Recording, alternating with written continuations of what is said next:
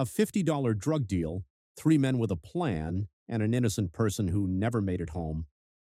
Tonight, police say three suspects used social media to pose as drug dealers, setting a trap for unsuspecting buyers. What started as a robbery scheme ended in murder. Investigators say the victim, an innocent passenger, had nothing to do with the transaction. You ever saw something crazy on the news and just wondered how somebody could do something like that? Take a look at this story. Marcus is 19. He's been the man of the house since he was 12. That means he's been failing at an adult job since he was a kid. His dad sent the letter from prison 6 months ago. It's still on the counter unopened. Marcus knows it's either an explanation or an apology that only makes things worse. His mom's in the back room. He stopped checking in on her. Not because he stopped caring, but because checking stopped changing anything. He just got a text. What up, though? Let's get into something.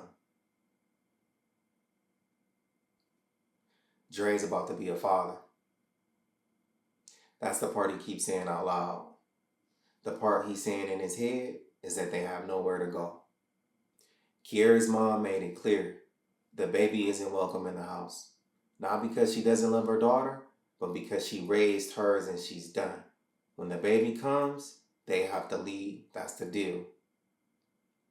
Dre doesn't have bad intentions, but he's got a due date and a number that no matter how many times he runs it, it doesn't add up. Foster care ends at 16. Nobody tells you what happens a day later. Zoe figured it out. Couch to couch, face to face, with people who let him stay, but made sure he knew it was temporary. He learned to travel light, not because he was free, but because nothing ever stayed. Zoe doesn't have a mom to call, no dad to disappoint, no Kiera holding his hand at the door. Zoe's got a phone, a backpack, and the same question every morning. What are we doing today? Destiny's 22. She's got a job she likes, a plan she's working, and a room full of people who would do anything for her. She's not in a dark place. She's not desperate. She's just a regular girl on a regular night. Her friend came with her because that's what he does. He shows up. He's the same thing to everyone in that room, the guy who shows up.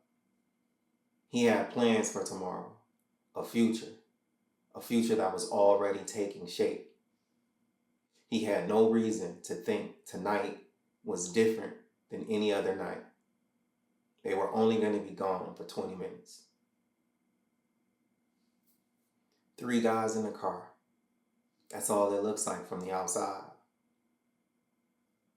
$50. $50 doesn't fill your tank. It doesn't buy 3 meals. You can't get an outfit. And $50 doesn't fix one problem that put the three guys in the car. But here's what $50 did buy. It bought a family spending thousands of dollars every year on commissary, prison visits, and phone calls, just to hear a voice or go see a face behind the glass. It brought a baby into the world whose father is already gone.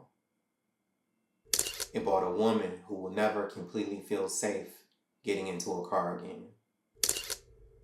And it bought one thing for one family that money will never touch: a funeral. An empty seat at the table from here on out. Birthdays that come around every year and land like a punch. A real person with real plans that'll never get to see him through. Not because of war and not because of illness, but because somebody needed $50 and didn't think past the next 10 minutes. That's what happens in the moment. The risk is everything. The reward is nothing. But by the time you do the math, you're already in cuffs. That's what it costs. $50.